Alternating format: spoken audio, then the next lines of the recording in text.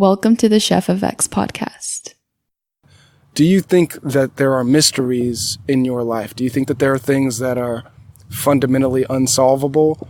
Or do you feel largely how I feel, which is that everything is just a puzzle?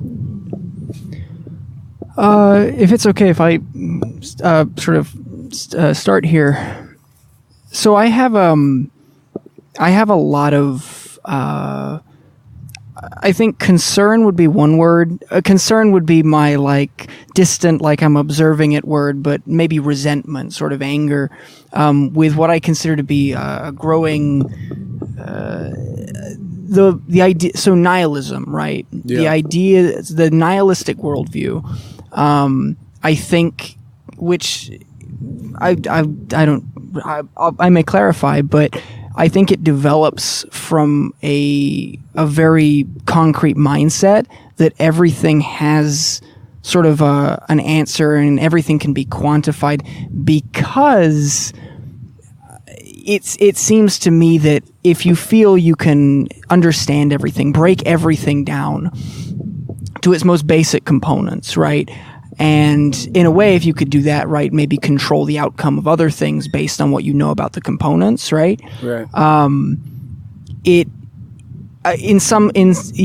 you do it for tools or for building or for construction, you make things. But if you do it for deep questions about the way that we think or the way that we live, you begin to, and maybe in a just way, but you begin to highlight and underscore sort of the arbitrariness of a lot of things that we hold sacred, right? Right. So for me, if I looked at right and wrong as a puzzle that could be solved, that would be, in a way, that's what ethics is. It's saying what's the best, what's the worst, and so on. But with that sort of the universe being a puzzle mindset, you can break ethics down maybe into psychology, right? And how cultures interact and how cultures view right and wrong. And that isn't to say any of it's wrong, but it is to say that if you had that in your mind, you might start saying, well, even the way that I look at the way of things being arbitrary, right, is arbitrary and sort of out of my hands, and it can be quantified and solved, and that means in a sense I can't control it, right? A puzzle is not something I think that I wouldn't look at a puzzle and say I can put the pieces anywhere I want. I would look at a jigsaw puzzle and say the pieces have to go in a spot, right? They have to be placed in a specific position for the puzzle to be complete. So looking at bigger concepts with that same jigsaw puzzle mentality, I feel like you would be in a position where you'd know you're not in control of the puzzle pieces or the puzzle. You're just there. You can learn more about what the puzzle has. You can learn more of the pieces and put more of the pieces together. But at the end, you're just kind of proving to yourself that you didn't make the puzzle. You have no control over the puzzle. And even if you're putting the pieces in, it's because you were supposed to at this time. Actually, now I have a new question, but it's for the new guest. What is it like dating a nihilist who self-identifies as a puzzle and has a hatred for mankind? That is a good question. I don't think I'm dating someone like that. Okay. Fair enough. Although, life is a mystery and I could be wrong. Okay, so you're on the mystery team. I think that everything has an answer, but I don't know the answer to everything. Yeah. Yeah, no, I think that I'm in the kind of in-between section that's in the puzzle side, but the difference is if I don't know, fundamentally I think that the things that seem to be mysteries have structure. And I think being able to solve the puzzle is having knowledge of what the structure is. But to say that it doesn't have structure to me is very confusing. And it could be the case that things are mysteries, that things don't have structure in any coherent way, but there seems to be some kind of an underlying cause and effect behind everything, whether or not I'm aware of it. And in that sense, I think it's a puzzle. Yeah, I think for my money, I wish it were a deeper mystery. but like you said, there is this, I mean, even something as simple as lifting up a ball and dropping it to the ground, right? Mm-hmm. You can identify a cause and effect relationship and just applying that further and further and further. I don't know how this is, this sounds silly to me. I feel like the universe is a puzzle, but I convince myself it's a mystery, or I want it to be a mystery. Deeply, I want there to be something mysterious. I want there to be something that deviates from sort of the universal structure of things, but I wouldn't know what that would look like, and the more I think about it, the more I think it wouldn't be the case. I feel like, well, actually, I thought of this as we were walking over here. We were talking about control of your life, and you mentioned something that stood out, which was that you don't feel like someone else has control, right? You feel like you do. But to me, what's interesting about that is that there's all the, like, in general, when I think of science, I think of it as the world without people. And you see what I'm getting at? It's that there's this automatic response sometimes where it's like, if I don't have control, then another person has control. But there's another option, which is just that there's some structure and function that has nothing to do with a human being at all. And I say that because I feel like mysterious to me is almost a question that's answered by a who rather than a what. Like, who's doing something mysterious, you know? Like, there's some intent, there's some active being out there that's making things, you know? And the answer to the mystery is always finding out what's in their mind. Whereas if you just look at, like, waves coming in and coming out, well, unless you're thinking there's somebody behind the horizon, right, pushing water, then you wouldn't really categorize it. Or I feel like it wouldn't be categorized as a mystery, because it is boiled down to not only cause and effect, but cause and effect without any human, you know, involvement. You know, so in that sense, fuck mysteries is basically what I'm saying. But yeah, I for whatever reason, did you have something to... No, sorry. I thought I heard something. Okay. Also, I know I told you already, but ethics is something that I've started thinking of it in these terms. It is a logical approach to an emotional problem. Yes. Isn't that a little weird? So... Because right and wrong, I mean, that's basically what ethics is about. Or am I wrong? I know there's... No, so and... Am I wrong? Looking at ethics, there's questions that can be derived from... Well, okay, so questions in it, like here would be a question, right? Who deserves to suffer? Yeah, would be an ethical question, right? Yeah. And like you said, who deserves to suffer...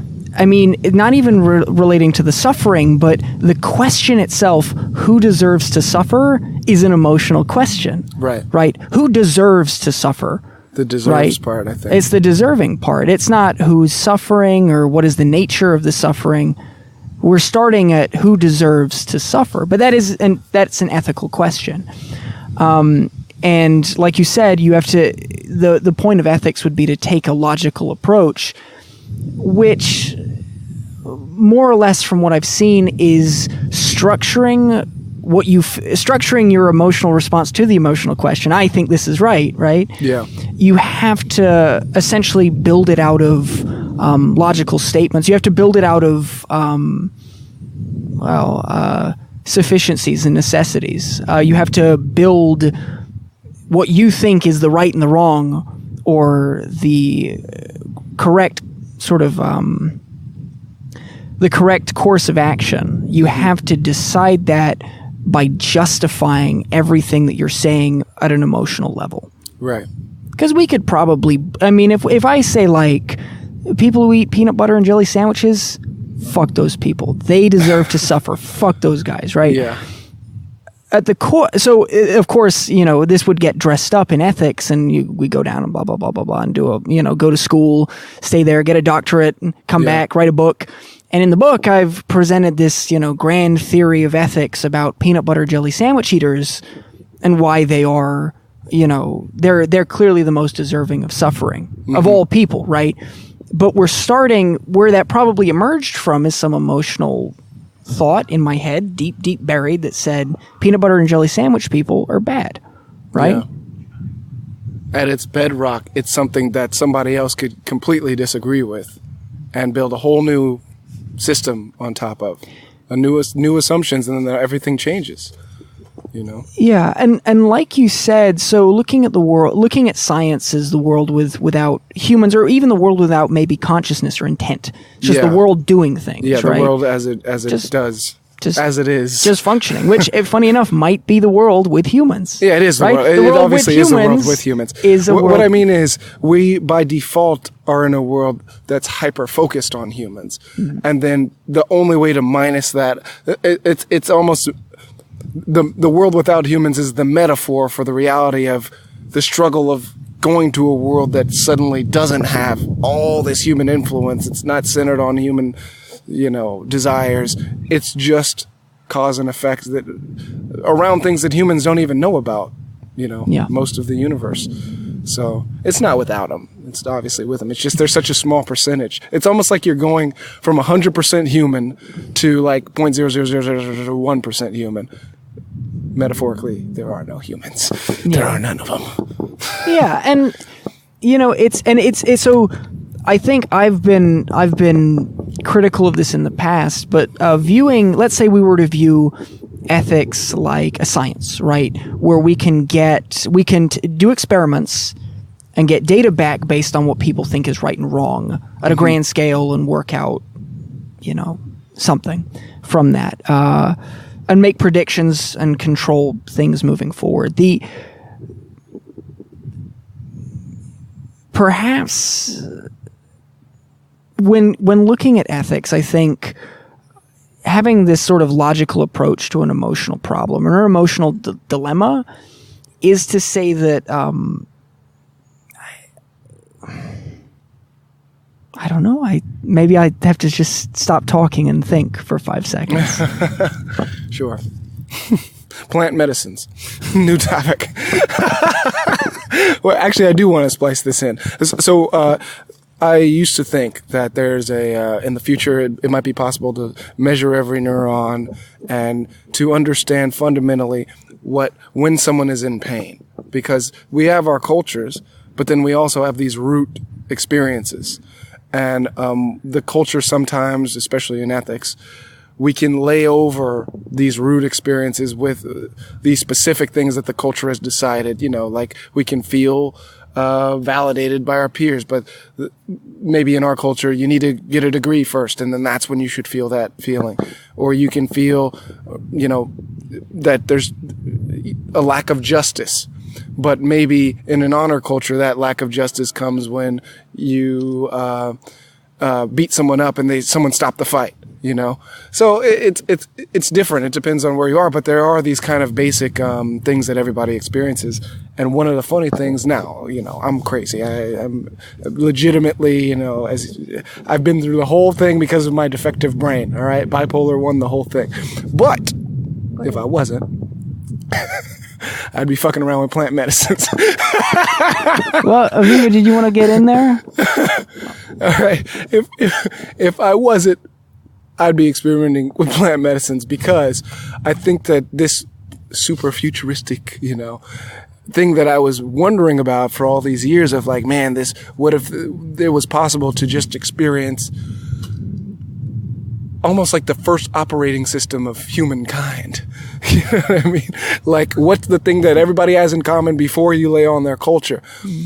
It seems that a lot of people who do those type of experiments, they describe experiences that are like this, and it's not through tech, it's not through the robots in the brain, it's through a biological approach, and there's no reason to think that that wouldn't be the case.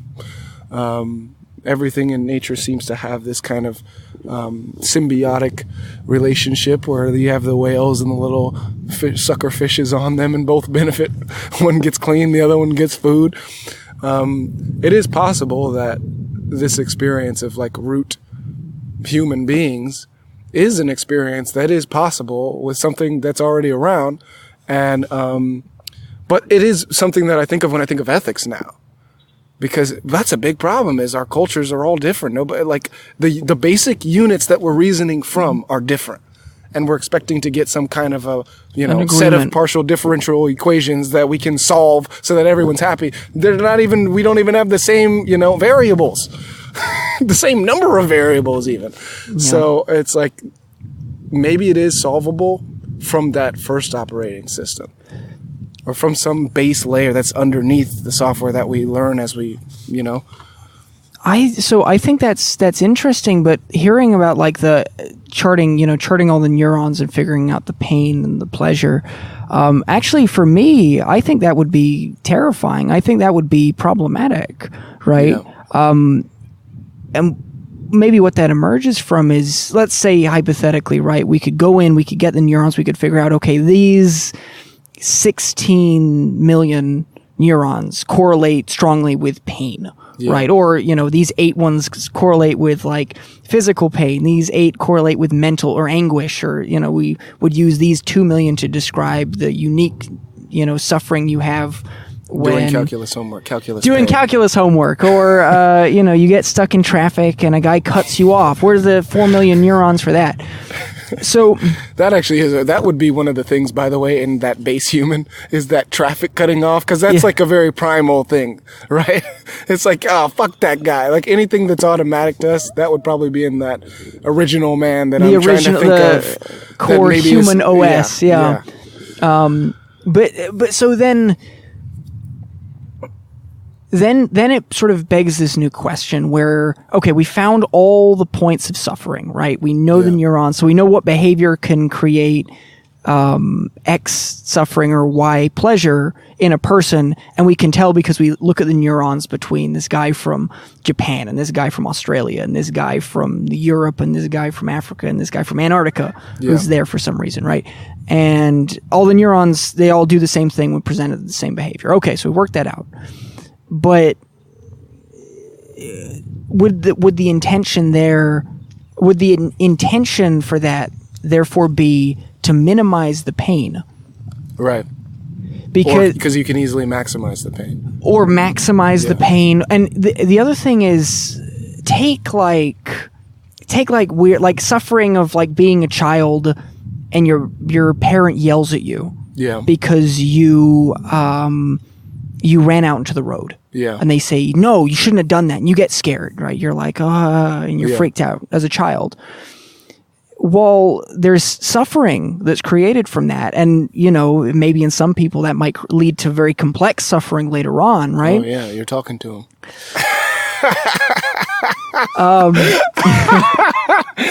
But yes, anyhow.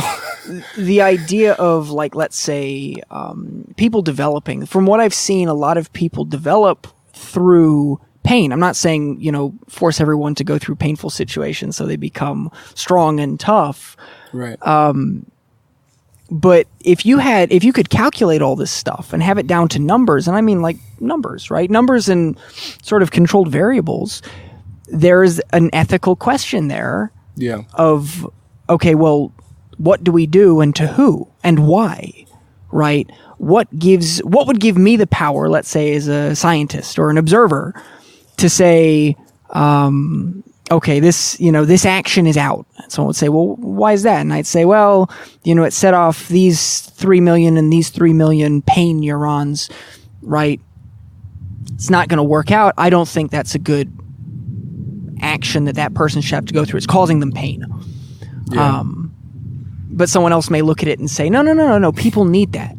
Yeah. People need that to develop. Or, no, that's just what people do. That's what it means to be a human being. Exactly. Right?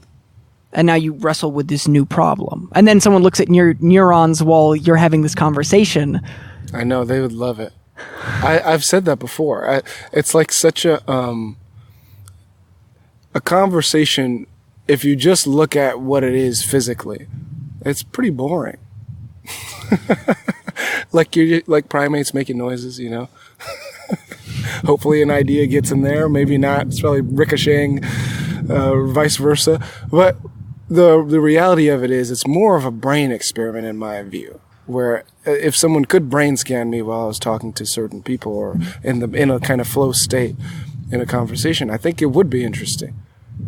as boring as it sounds, you know, or even a bird chirping, get a bird to, you know, whip up a conversation and put the brain scanner on it, lock it down.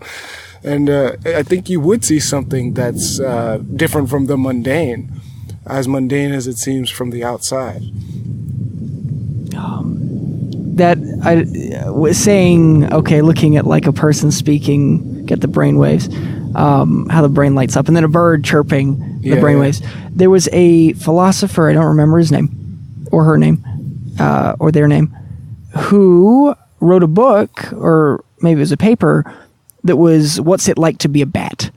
And it was this, I suppose, I don't know, epistemological, relating to knowledge, but the question was, can we even think about like the way a bird thinks, for instance, right? Because it does have a brain. The brain does things. The brain has neurons and whatnot. We know that it doesn't have maybe the same level of intelligence or tool intelligence that we do, or we might. And I think if I remember correctly, the outcome from that paper, from that book, was to say that there is no possible way we could think about what it's like to be a bat. There's no way we could have sort of like a bat-minded way of looking at things. Because even thinking about the way a bat would think would be from the perspective of the way a human thinks. Right. Right. And the same with how a bat would look at how a person thinks. A bat, you know, I don't know, given enough time maybe and enough interest, could possibly work out what it is to be a human, but it's being a human on a bat's terms. Right. So the behaviors would still probably be, you know, maybe on point. So we do things, we bend over, we use tools or something, but it would be from a bat's perspective. Right. Which is to say it would be completely foreign and alien to us. I mean, we really don't even other humans, I think we don't have a full understanding of what it's like to be them. Yeah. Members of our own species. Yeah. Let alone a bee, a little bug or something, a praying mantis. Yeah. If we used our ethics system with the Black Widow, then they'd be locked up. Well, and actually, it's funny because would a Black Widow know what it means to be locked up? Right. Would a Black Widow be like, you'd be like, oh, well, you kill, you have to be locked up. A Black Widow wouldn't even know how to process that, What right? would you take away from a Black Widow to make it suffer? Well, We can't think about it. We're thinking of a human thinking about a Black Widow. Yeah. What would you, as a Black Widow? what could you give a Black Widow that would make it happy? Right? A bug? A rolled up fly? Maybe nothing, right? Even if a Black Widow gets like a fly or a bug, it's not sitting there like, this is the best fucking bug I've ever eaten, right? It's not saying that. It consumes and something in the brain goes and it carries on. It might not even, like, what if we present it the wrong fly recipe or we don't cook it the way that it prefers? Like, we don't know Black Widow cuisine. How disrespectful, right? Maybe there's a certain way of doing things. Another thing is like people would say, well, humans, you know, we change the earth. Look at us. We change things. We build machines. Like, well, spiders build webs out of their butt, right? Or something. I don't know exactly how it works, but they build shit. Ants build shit. Termites tear shit up. You know what I mean? We're not the only ones. If you fly in a plane, you'll realize our tallest buildings really are like, it's like grass, you know, it peaks above the grass. These trees are like blades of grass. Just like, it's like a fractal structure. We're one level up, acting like we're on some whole other thing. Like we're, at the top of it, but. That's the Amazon rainforest, you know? To something. And when it gets chopped, that's, global change. Installing a sprinkler system is global. Yeah. Is climate change. And looking at like orders of magnitude and scale, right? If I step on an anthill, I mean, that's cataclysmic, right? But if, a cosmic object hits our planet, right? It's cataclysmic. And the anthill might not even be that disturbed by the asteroid. Yeah. Assuming there's a planet left, right? Yeah. So, I mean, I think it was I don't know if this is accurate, but I think the rats are the reason why mammals survived that time because they could scurry around. They could burrow. Yeah, it didn't matter as much. The dinosaur, oh, I'm joking. The rat's like, bitch, I'm cool. I'm just burying myself underground. I was going to wait until it's safe to come out, man. Just Fuck wait it. around. It's nothing to me. I'm underground. I love it. Yeah, tragedy is relative if you think about it that way. I mean, if the whole, not to be morbid, but if the whole species were to be wiped out, would it really be that bad? Who are you asking? Well, so it just depends on who you Very ask. nihilistic thing to say. No, not to depress anybody. I'm just saying that, extinctions happen and, I'm not suggesting that it's a good thing. I'm just saying perhaps it's neutral. You brought up something earlier, and I wanted to make this point. I didn't catch it, but I will now because you've brought this up. Thinking about environmentalism, right? I like the way that it's set up, and also, save the earth. Don't burn tires every Tuesday or whatever. Yeah. But I was thinking about the language of environmentalism, right? That we're killing the planet, or that the planet is dying, or something like that. And part of and George Carlin has a pretty good bit on that.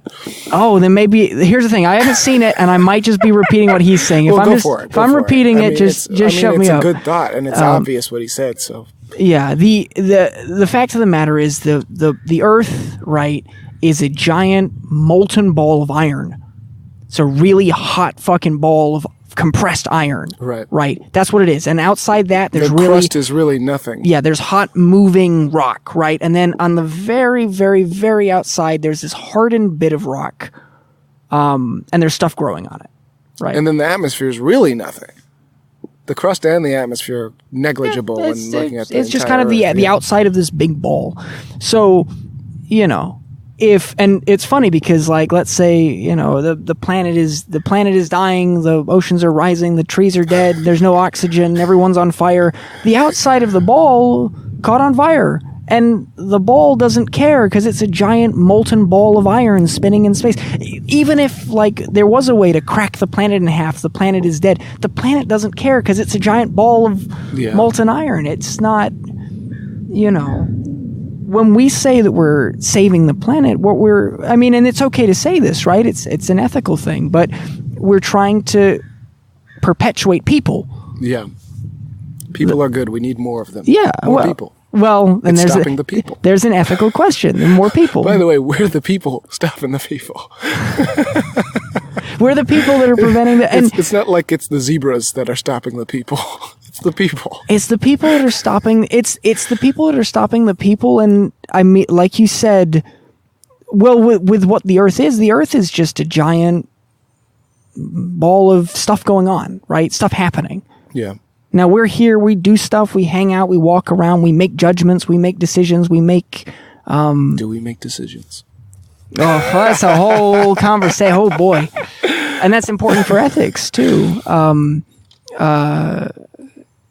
But for environmentalism, saving the planet is saving the planet for people, or just saving people, right? Yeah. We need more trees so more people and things can breathe oxygen, because that's probably the best way that we're going to perpetuate ourselves as people. And, is that the right thing to do? Me, personally, I'm quick to say yes. Just because... Why not? Why not be on team people? You know what's funny as well? That could be a good enough argument to keep people going. Why not? Let's keep people going. It's not like, well, people are destructive. Who gives a shit? It's that the Earth doesn't care. The zebras aren't walking around like, fuck, I wish those destructive humans were gone. Yeah. They don't think that. They just live.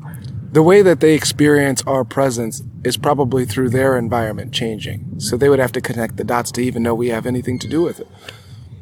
And it's funny. It's, I don't know if they'd have the cognitive capacity to do that, but even if they did, it would be like, I mean, imagine if like we were just sitting out here and all of a sudden, boom, something changed about our world and we were just like panicking. Even if we had some grasp of what changed it so fast and that it had intent, the fact it did it so fast would put it so far out of our hands that it would be irrelevant anyway. Yeah.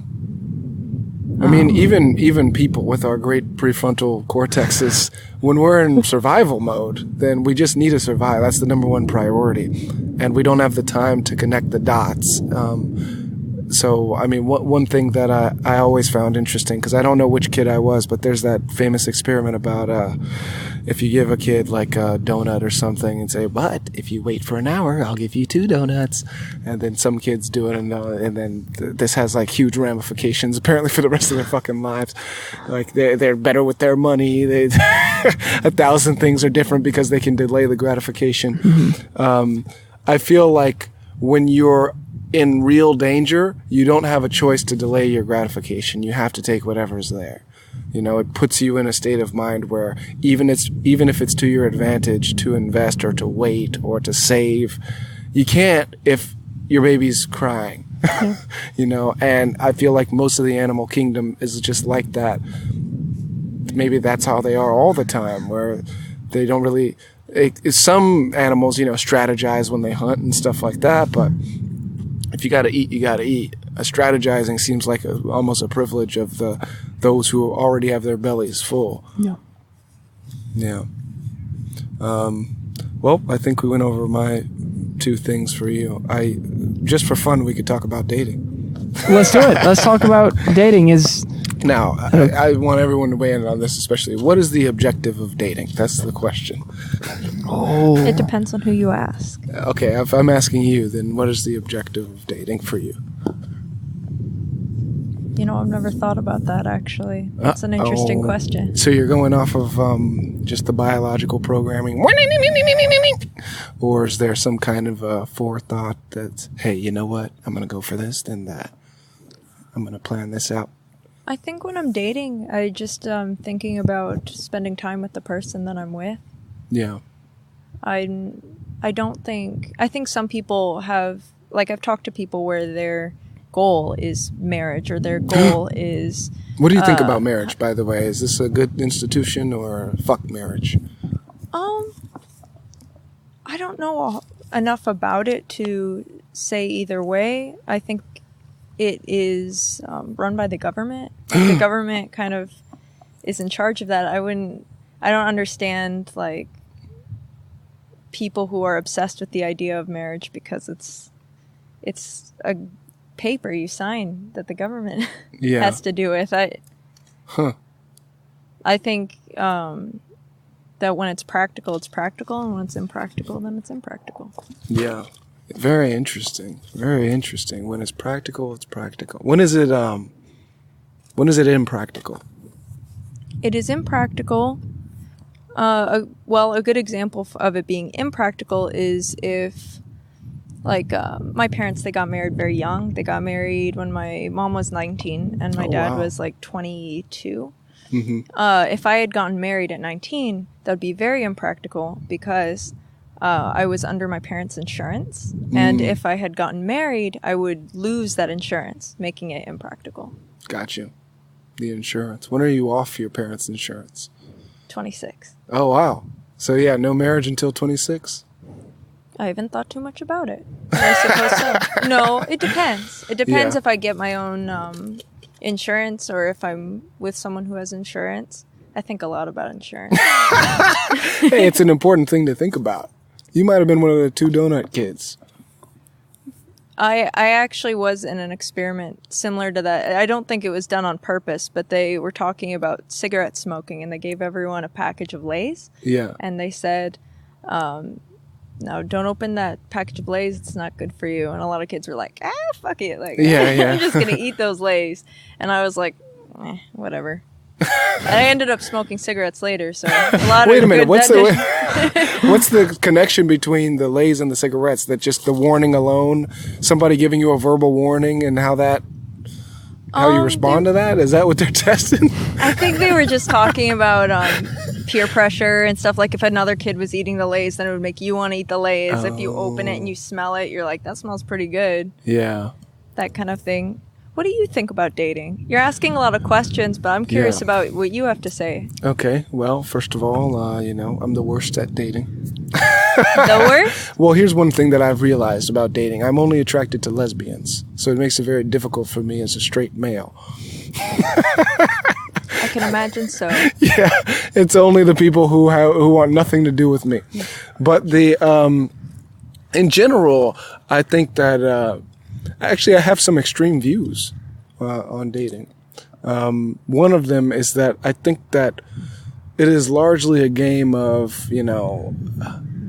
whatever options you have at the time. So I don't subscribe to the old, like, there's a perfect match out there. But I do think there are people who are better and worse matches for you at any given moment based off of your psychological profile, amongst other things.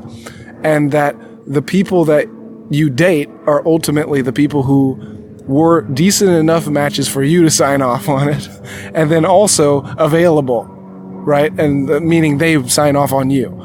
So it's very much like a group of people at any given moment are dateable, and then if you somehow make contact in a way that, both of you find appealing, then those are the people that you date. Such that the downside of that is whoever I'm with, some part of me is thinking like, this is just one of the people in the group.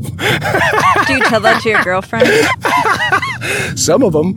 I mean, it depends on the nature of the relationship. But, I mean... If it's getting serious, then you tell them that they were just available. Well, I would tell them I feel like there's a way of getting to it that wouldn't be offensive. So what I try to do here, this is actually 100% true, and I've been doing this for quite some time, and I've been successful using this technique. I try to offend them as much as possible immediately. If I really like them, right? If I really think, there could be something here that I want to cherish, then I immediately try to get rid of them, basically. That way, if it works, then I can always say, this That's would have a keeper. happened. But no, I could have said this would have happened eventually if they just got so upset with me that they just couldn't bear the thought of any kind of relationship being, built between the two of us. And then I could say, hey, better now than 7 years in. So it's almost like a no hypothesis approach where it's like you assume you're wrong, and then if you get disproven, then you're right. So it's a combination of saying, let me be honest with my, between me and my inner soul, let me be honest and admit and submit to my attraction and, desire to court this person. Do you feel like you're a difficult person? No, Is I'm that the why you easiest do? person. Then why do you- Because it's super easy to know. It's almost like a worst case scenario first, It's super easy to know what you're dealing with because you already dealt with it.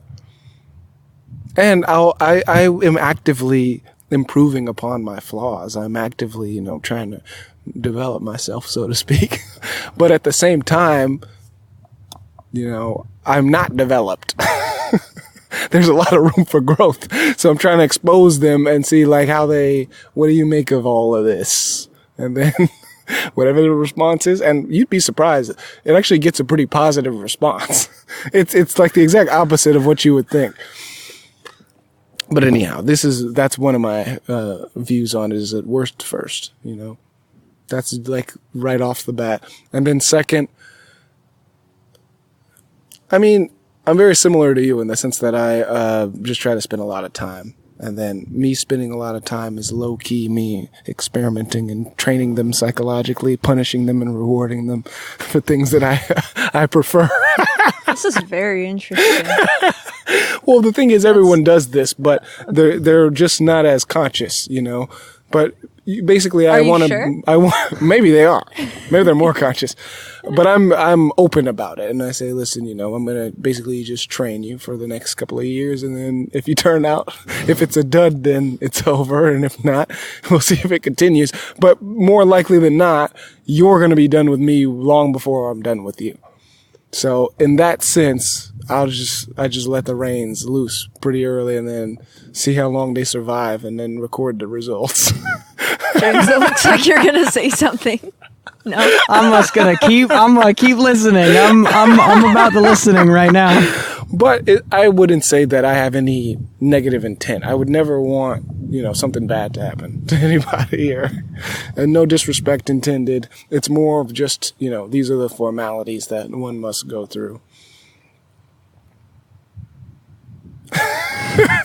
But there's love involved, I do it out of love. I do what I love, and what I love is to make you a lab rat. I do it out of love. First of all, they're making me a lab rat.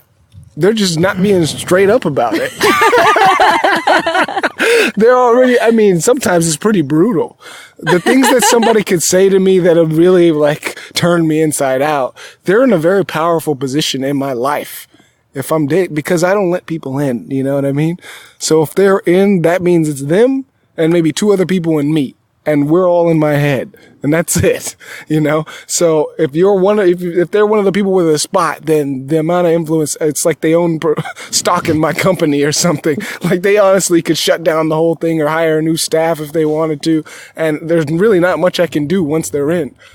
So. Can I ask you a personal question? Yes. You said earlier that you were bipolar 1. Yeah. I'm also bipolar 1. Oh no. Get off my podcast. Has that made dating difficult for you? Well, long story short, yes. But nothing recently, no. So let me try to say this in the most, simplest way. I, at one point, was a very dangerous felon because I was bipolar. Now, it's indirect. It's indirect. But it was really, the cause of it was psychotic symptoms, not mood changes. But I was told that the mood changes were what caused the psychotic symptoms to begin with. And since I've been treated for the mood changes, I haven't had any psychotic symptoms. So that's the strong evidence that it was actually a bipolar incident rather than like a schizophrenic or schizoaffective or something related directly to psychosis. So, but for me, it was a lot of hearing voices, and grandiose beliefs. And, I just basically ran wild for a couple of months and then everything worked out. Now I'm here. I should throw out that I'm a Davis student now. I study electrical engineering, so good for you. I'm not complete, I'm not just a crazy guy anymore. Things are kind of all right, there's hard evidence in the real world that I'm not trapped in my mind anymore. But in some sense, I still am, in the philosophical sense. Well, isn't everybody? What's that? I said, isn't everybody? Yeah, hopefully. If you're actually 100% sane, then I feel a little bad for you because it seems like, religion is an obvious example of this, but it seems like some amount of believing things which may or may not be true is central to our species, like our brain working properly. Like some amount of that. And you can train out of it. That's one of the reasons why I like logic, I like philosophy, I like math, because it is a series of steps that you can take. It is a type of training, no different from physically training your body, where at the end of the training, you still have that. You can still be a dreamer. You can still be, wildly imaginative, but you have this toolkit that can allow you to debunk things. So it's not really a runaway effect, unless you are psychotic. Then even with the training, you're going to have a little bit of a runaway effect, it turns out. But, yeah, I think that, for me, one of the cool things is that I mentioned at the beginning that this whole, the Chefofx thing is the relationship between reason and creation. And, there are 4 different kind of projects under a same creative umbrella. I think for me, a big part of the output of my, bipolar experiences at this point in my life is super positive because it's been a driver behind me exploring these other areas in my life that I wouldn't have tried out if I hadn't have been A little more driven. That you may not have done if you hadn't had a little drive behind. Well, yeah, but my drive was I had a drive, but it wasn't in that direction. And a big part of me going through a kind of mental thing was that my direction changed for some period of time in my life, a hard, completely different direction. And now it's like looped back. But in that other direction, it's very much like, it's part of the reason why I brought up ethics today. It's really more of it's instead of reasoning from some decisions that have already been made in my mind, maybe when I was a kid, now I'm challenging those initial decisions. It's a different type of growth. It's a different way you can build a new system. So I was stacking up over here, and I was forced over there. And once I'm over there, there's nothing over there. So then I started to build a little over there. And then I built a little more, and then I built a little more. And now I'm back at the original place, but I'm like, oh, I have a whole nother house over there. That didn't even exist before. And I feel like I had the same, I was pretty ambitious before, but I was just ambitious in a whole new realm. After everything changed, the light went off and everything changed. But, there's benefits to getting bit by the radioactive black widow, so to speak.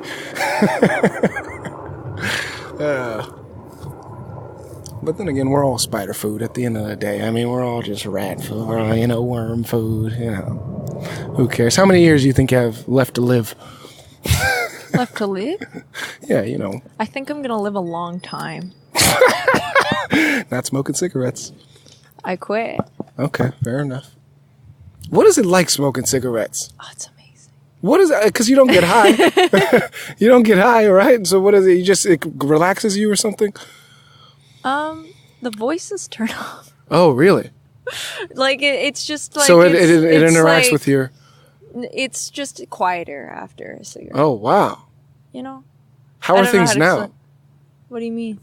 So you stopped smoking, now are the voices on? That was just a metaphor more. Even as a metaphor, let's just leave it as a metaphor for a second. How are things after you stop? Because I imagine that could be... There was some anxiety. I don't know. I like not doing it. Everything smells nicer. Everyone I don't feel gross all the time, Yeah. It's kind of it makes you feel dirty. Oh, wow. So, and I don't need, at work, I can work a lot longer and not take as many breaks because, I was always thinking about my next cigarette, and now I'm thinking about what book I might want to read or something a little more productive. Well, congratulations. I hear it's hard getting off of cigarettes.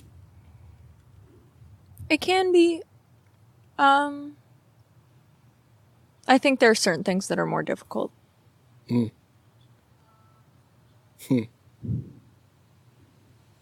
Probably being a bat would be pretty difficult. Being a bat would be difficult if you weren't a bat. Dating as a bat would be difficult. Oh my God. How so? Please explain. Dating as a bat? Or Have dating you seen those bat faces? Oh my gosh. If you're a bat, that's the pinnacle of fucking beauty right there. I know, right? Or what if it was even more twisted, where it was ugly to bats, but it was socially acceptable to date the ugliest person that you could find, in which case it basically translates to beauty. That's one way that you can't tell from the outside. That's a good... That is a good point. If you had a bunch of people who made it a rule to date the ugliest person, right, and that they were the most sought after person in that culture, yeah, there's benefits to ugly people, I think. Well, then of course, they're more humble down there. You go Some in, of them are. right? You go into that culture and you say, okay, well, what's ugliness, right? Okay, maybe asymmetrical faces, or exaggerated qualities on the face, right? Yeah. Maybe that's what that is, but they're sought after. Yeah. If you have them, people like you more. People are probably overjoyed when you like them and you have those qualities. It would translate to beauty. Yeah. Right? And this goes back into what you said, where when different cultures talk about right and wrong, the variables are completely different, Yeah, right? nobody knows what's. Yeah, How could you explain that to another culture, for instance? As ugly as a bat. That's what I'll tell the next person that I date. You're as ugly as a bat. Start off with the bad, right? I can't believe if I don't get slapped, then that's a good 6 months of my life right there. She's a keeper. Oh, that's dark. I usually don't like going into the beauty related things, It's so shallow. It's so beneath me. You can go way deep. Like, you can really, like, go at their personality and who they are as a person. That's where You as a person are a piece of shit. Oh, how sweet. He doesn't know, what he's saying. What a special boy. What a special one. Well, there is that whole stereotype of the nice guys finish last. I had a pretty bad experience when I was in middle school or high school, one of those two, where I was talking to some girl. I worked up the courage to finally utter some words to her. And I was at a basketball game, and I was talking to her on the side of the court, and one of the players saw us, and he walked up, and without even saying excuse me or, pardon me, let me, whatever, he just stepped, like we're mid conversation. He steps in between the two of us. So now I'm like looking at his butt, and he starts talking to this girl. And I'm like, what? Like, I don't understand, But I realized at that moment, at least for that, demographic of, I guess, middle school chick. But I said, let me take note of this moment, because there's real shit and there's bullshit. And there is some real shit to the whole, I think there's something primal about certain things when it comes to dating, where sometimes we really do like things that we shouldn't like. What does it mean that you should like something? That was my whole takeaway from it. I was like, maybe this is just perfectly fine. Like, my first thing is, I'm offended that somebody would cut me off. Let's just sugarcoat it in a conversation. But then later on, I thought, man, I think this is a learning moment, that this person that I was trying to talk to really likes it when, they're somewhat disrespected or somewhat, not even that, really I was technically, because he was talking to her. But when they're somewhat they do something that's clearly unacceptable, there is an appeal for some people, and I don't think there's any reason to deny this, but it is fucked up if you're on the short end of the stick. But anyhow, so now I talk shit to people.